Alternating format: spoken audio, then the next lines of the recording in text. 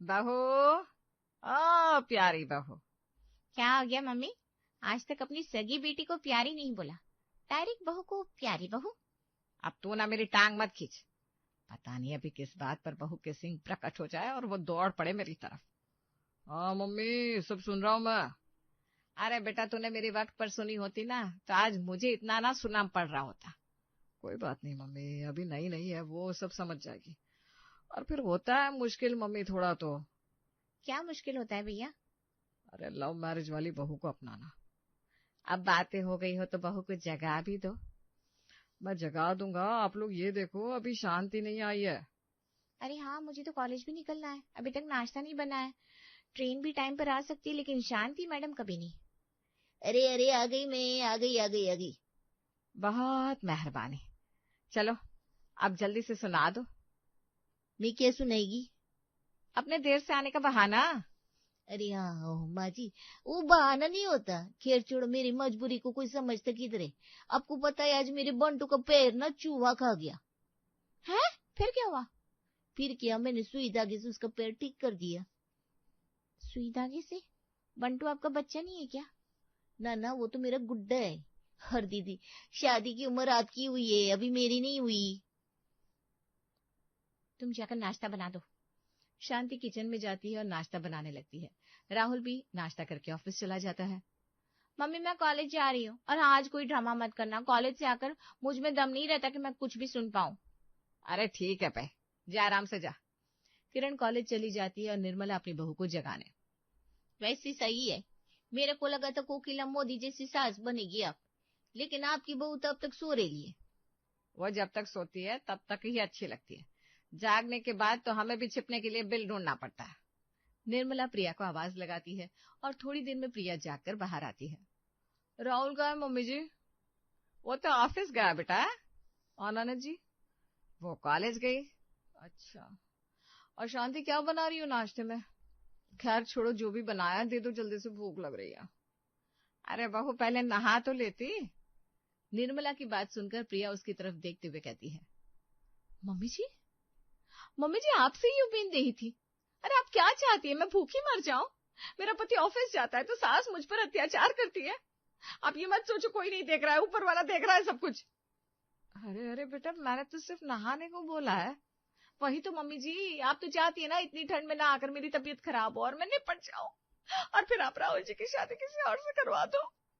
इतना कहते कहते प्रिया छाती पीट पीट कर रोने लगती है। अरे बहू माफ कर दे, तू ऐसे ही नाश्ता कर ले, लेकिन ये चीखना बंद कर दे, पड़ोस वाले क्या सोचेंगे। मेरा नाश्ता शांति कमरे में दे दो, अब तो इस टेबल पर कोई जगह ही नहीं है मेरी।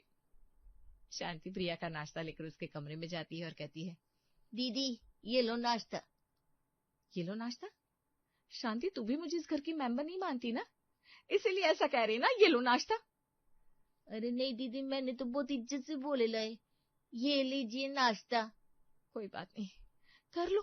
सब लोग मेरे साथ जितना बुरा बर्ताव कर सकते हो कर लो।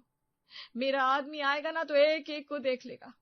शांति तुरंत प्रिया के कमरे से बाहर आकर गहरी सांस लेती है। और बता, ठीक है ना तू? हाय हाय माँ जी, बहू है कि बहू के वचन, इसके बोल तो बांदिश नहीं होते। इसीलिए तो मैंने कहा था। चल वो सब छोड़, तू बाकी के काम कर ले, मैं तब तक मंदिर हो आती हूँ। अरे माँ जी, इस घर में मेरे को अकेला छोड़कर मत जाओ। अरे पगली, वो कोई भूत नहीं है, तू चुपचाप अपना काम कर। ठीक है माँ जी। निर्मला मंदिर चली जाती है। प्रिया हॉल में बैठकर टीवी देखने लगती है। लो, ये भी नहीं बना के बर्तन किचन में रख देगी। कमरे में छोड़कर आई और इधर टीवी देखने को बैठ गई। शांति झाड़ू लगाते हुए प्रिया के पास आती है और कहती है, ओ दीदी, जरा पैर ऊपर करना तो। क्या कहा? पैर ऊपर कर लो, सब समझ रही हूँ। मम्मी जी कहकर गई होंगी ना, मुझे परेशान करो, है कि नहीं? अरे ऐसा कुछ नहीं, मेरे को झाड़ू लगाने का है। झाड़ू तो मुझे भी दिख रही है, इतना बड़ा हॉल पड़ा है, लेकिन तुम्हें पहले यहाँ से ही लगानी है। अरे क्या बोलती हो दीदी? सब समझ गई मैं, कर लो जितना परेशान करना है, इसके लिए तो आई हूं ना मैं अपना घर द्वार छोड़कर। शांति चुपचाप वहां से निकल जाती है। दोपहर तक प्रिया की ननद किरण भी कॉलेज से वापस आ चुकी थी। क्या बनाया है शांति तुमने? दाल चावल रोटी। चलो तुम खाना लगा दो, मैं भुजिया लेकर आती हूँ। उसके बिना मुझे खाने में कोई स्वाद ही नहीं आता। ठीक है। किरण अपने कमरे में भुजिया का पैकेट लेने जाती है, लेकिन उसे वहां पैकेट नहीं मिलता। वो ढूंढते हुए अपनी भाभी के कमरे में आती है। भाभी, आपने मेरा भुजिया का पैकेट देखा क्या?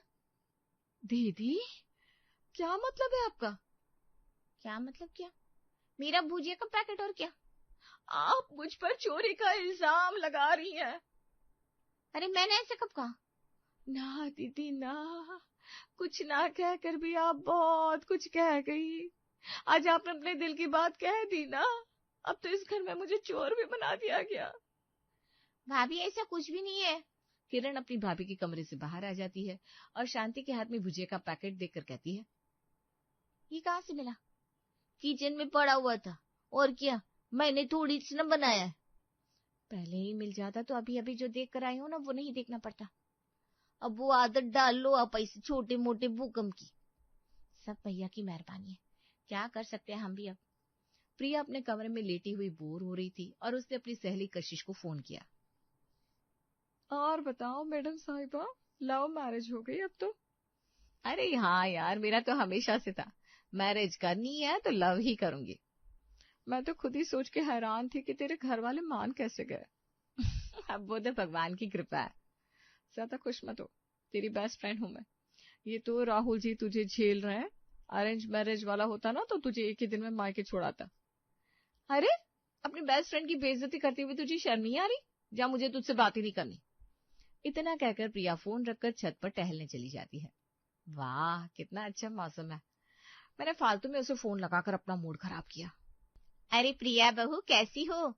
मैं ठीक हूँ आंटी जी, आप बताइए। वो सब तो ठीक है बहू, लेकिन मैं भी तुम्हारी सास जैसी हूँ। तुमने पैर नहीं छुए मेरे। आंटी जी, आप मुझे जान से मारना चाहती है ना? हैं? ये क्या कह रही हो बहू?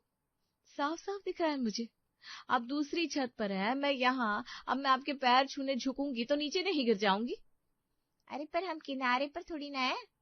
झुकते ही मुझे चक्कर आते हैं, गोल गोल घूमकर मैं गिर जाऊंगी। अरे रहने दे बहू, गलती हो गई, जो तुझे कुछ कहा मैंने। अब आप मुझसे ऐसे माफी क्यों मांग रही हैं? ताकि आप मोहल्ले में बता सके कि मैं कितनी खराब हूँ। लेकिन मैं मोहल्ले में तेरी बुराई क्यों करूंगी? तू कौन लगती है मेरी? अभी तो आप मेरी सास थी। सब समझ गई मैं। कोई कुछ नहीं जानता, लेकिन वो सब जानता है। हे भगवान, इससे थोड़ी देर और बात की तो मैं तो पागल ही हो जाऊंगी।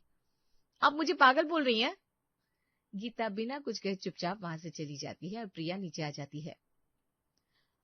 अरे मम्मी जी, ननद जी, आप लोग कहीं जा रहे हो क्या? हाँ बहू, वो जरा बाजार तक जा रहे थे हम। और आपने मुझसे पूछा भी नहीं। अरे नहीं भाभी, हमें लगा आप थक जाओगी। मैं थक जाऊंगी या फिर आप लोगों को खर्चा नहीं करना है मुझ पर? सब समझती हूँ मैं। भोली दिखती जरूर हूं पर हूं नहीं। यह भी कोई कहने की बात है? क्या मतलब है मम्मी जी? आप मुझे चालाक लोमड़ी बोल रही हैं?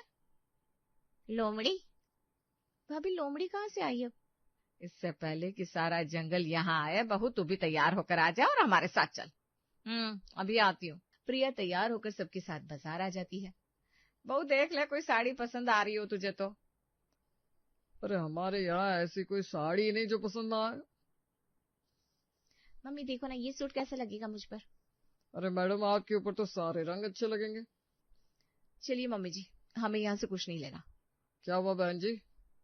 भाभी, अभी तो आपने देखा ही नहीं है कुछ भी। नहीं दीदी, यह मेरी बेइज्जती हो गई है, अब मुझे कुछ नहीं लेना। किसी ने कुछ कहा क्या? आपके सामने ही तो कहा मम्मी जी। इन्होंने कहा मुझ पर कोई रंग अच्छा नहीं लगेगा। अरे पर मैंने तो ऐसा कहा कि इन पर सब रंग अच्छे लगेंगे, आपसे तो कोई बात ही नहीं हुई मेरी। आपने मुझे बहन जी कहा, मैं आपको बहन जी नजर आती हूँ और मेरे ऊपर कोई रंग अच्छा नहीं लगेगा? अरे शांत हो जाइए, आप बाकी के कस्टमर्स देख रहा है। देखने दो जो देख रहा है, उनको भी तो पता चले यहाँ कोई इज्जत नहीं होती है।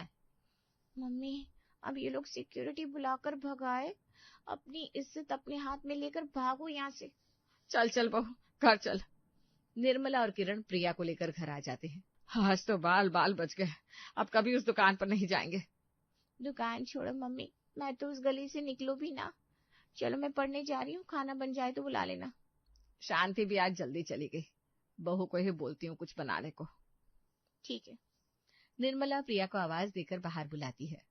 बहू, रात का खाना बना ले। क्या बनाऊं मम्मी जी? दाल ही बना ले, पनीर थोड़ी ना खाने को मिलेगा अब। मम्मी जी, आपको क्या लगता है मैं पनीर नहीं बना पाती? आप ऐसा क्यों सोच रही हैं कि मुझे कुछ नहीं आता? मैं तो कम समय में ऐसा ऐसा खाना बना देती हूँ कि सब उसका नाम ही डिसाइड करते रह जाते हैं कि बनाया क्या है। बहू अभी ना मेरे सिर में बहुत दर्द है, तू खाना बना दे। वाह मम्मी जी वाह, आपके हिसाब से मेरी बातें सुनकर आपका सिर दर्द होता है। ये क्यों नहीं कह देती कि मेरे होने से आपके दिल में भी दर्द होता है? मैं पूजा कर लेती हूँ। प्रिया किचन में आती है और खाना बनाने लगती है। आज तो ऐसा खाना बनाऊंगी कि मम्मी जी आज ही सारी प्रॉपर्टी मेरे नाम कर देंगी। प्रिया खाना बनाकर सबके लिए परोसती है। बड़ी मिली जुली सी खुशबू आ रही है। भाभी आपने क्या बनाया है? आप लोग खाकर तो देखिए। अरे वाह, बटर पनीर? नहीं नहीं, दाल है। अरे मम्मी पनीर है, ध्यान से देखो। निर्मला बर्तन को खोलकर देखती है और प्रिया की तरफ देखने लगती है। बहू तूने दाल के साथ पनीर बनाया है? मम्मी जी दाल के साथ पनीर नहीं, शाही दाल का बटर पनीर है ये। मेरे पेट में अचानक से गुड़गुड़ होने लगी है बहू, मैं तो नहीं खा पाऊंगी आज खाना। अरे यार मम्मी, आप तो जानती हो आप नहीं खाओगी तो मैं भी नहीं खा पाऊंगी। अरे पर फिर ये कौन खाएगा? लो भैया आ गए, आप इन्हें खिलाओ, मैं जा रही हूँ, मेरा ना बहुत सिलेबस बाकी है अभी। ठीक है।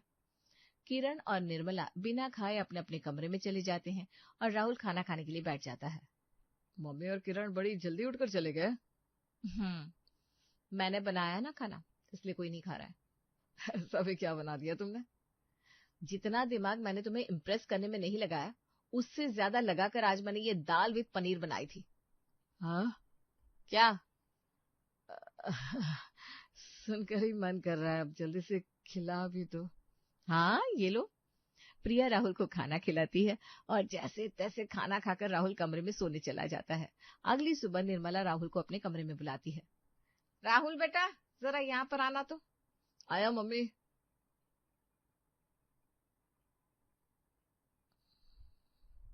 अच्छा सुनो ना, जरा पूछ कर आओ ना क्या काम है मम्मी को। मम्मी जी सिर्फ तुम्हें बुला रही है, मुझे नहीं। अरे यार तुम देख लो ना क्या काम है। ठीक है जाती हूँ। प्रिया अपनी सास के कमरे में आती है। बताइए मम्मी जी। तो राहुल है? नहीं मम्मी जी, लेकिन वो कह रहे हैं कि मैं पूछ लूं क्या बात है। राहुल को बुला दे। सुनिए, आपको मम्मी जी बुला रही हैं, जाइए आप। आ गया मम्मी, बताओ क्या बात है। बहू तो जरा बाहर जाना। क्या? कोई बात नहीं मम्मी जी, आप कह दो तो घर से बाहर निकल जाती हूँ। घर क्या, ये शहर, ये देश, ये ग्रह ही छोड़ देती हूँ ना। आप तो पहले दिन से ही मुझे घर से बाहर निकलना चाह रही हैं। इतना कहते कहते प्रिया दीवार पर अपना सर पटकने लगती है। मम्मी ऐसी भी क्या जरूरी बात थी जो आप उसके सामने नहीं कह पाई? मेरी पत्नी को खामखा परेशान कर दिया आपने। नहीं नहीं, मेरी गलती है जो रिक्वेस्ट एक्सेप्ट कर ली। मम्मी यार, अब देखो कितना हर्ट हो गई मेरी बेचारी पत्नी। अरे रोक ले इसे, सर फोड़कर आत्मा बाहर निकालेगी क्या? अरे बाबू सोना, ऐसे मत रोना।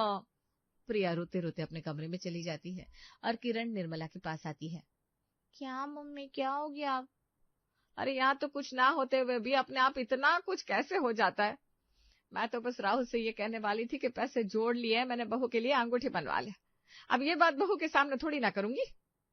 और आपकी ये चाल आपके ऊपर ही उल्टी पड़ गई। अब क्या कर सकते हैं, माहौल को ठंडा होने दो और क्या।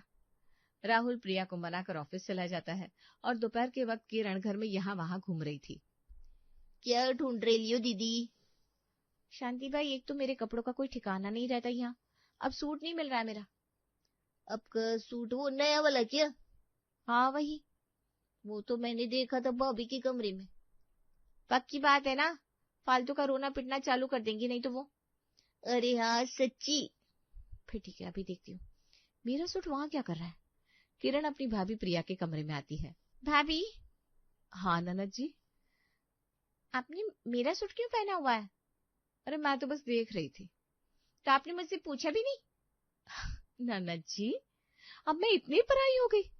ऐसा कब कहा भाभी मैंने? पराई ही तो हूँ दीदी, तभी तो आप इतना भड़क रही हो। आपने कभी अपना माना ही नहीं ना मुझे। भाभी आप ये सूट रख लो, मुझे कोई प्रॉब्लम नहीं है। नहीं नहीं नहीं, अब मुझे दान की चीजें नहीं चाहिए। किरण बिना कुछ कहे कमरे से निकलकर हॉल में आकर बैठ जाती है। क्या हुआ, ऐसे मुंह फुलाकर क्यों बैठी है? मैगी नहीं बनाई क्या शांति ने?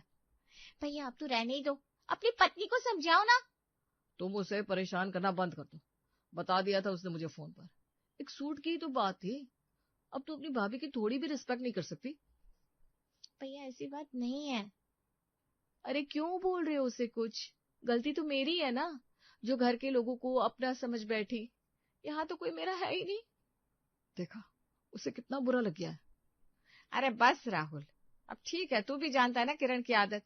एक पेंसिल भी उसकी इधर उधर होती थी तो वो कैसे सिर पर उठा लेती थी घर। अरे मम्मी, तो अब वो बड़ी हो गई है, ये आदतें सुधारनी तो पड़ेगी ना। ठीक है, तो अब दिमाग खराब मत कर अपना। हाँ, और कल संडे है, मेरा संडे खराब मत करना कोई भी। राहुल अपने कमरे में चला जाता है। निर्मला किरण से कहती है, सुनो किरण, और तुम शांति, बहू से कुछ मत कहो। राहुल को यही लगता है कि हम परेशान कर रहे हैं उसे।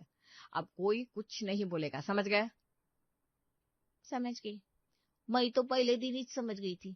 अगले दिन घर में सब लोग अपने अपने काम में लगे हुए थे और राहुल सोफे पर बैठा हुआ था। सुनो ना। हाँ बोलो। आज तो घर पर ही हो, चलो ना शॉपिंग पर चलते हैं। आज नहीं, अभी बजट टाइट है, फिर कभी चलेंगे। 2 दिन पहले ही तो खर्चा किया है तुमने। वाह वाह वाह। क्या हुआ? अरे जब मेरे खर्चे उठाने का दम नहीं था तो फिर मुझसे शादी क्यों की? शादी की बात कहाँ से आई? नहीं नहीं, सच बोल दो। मैं ही तो खर्चीली हूँ। मैंने ही तो आपको परेशान कर रखा है। मैं तो ये घर की ईंटें बेचकर शॉपिंग कर रही हूँ ना। अरे क्या बोल रही हो तुम? वही बोल रही हूँ जो आप कर रहे हैं मेरे साथ। मैंने तो इतना कुछ कर दिया आपके लिए, लेकिन जब पति की जिम्मेदारी निभाने की बात आई तो आप पीछे हट गए। मेरे ही प्यार में कोई कमी रह गई होगी। राहुल किरण और निर्मला की तरफ देखने लगता है। ओ भैया, मैंने कुछ नहीं किया। राहुल प्रिया का ड्रामा देखकर अपना सर पकड़ लेता है और निर्मला और किरण अपने कंधे उचकाकर वहां से निकल जाते हैं।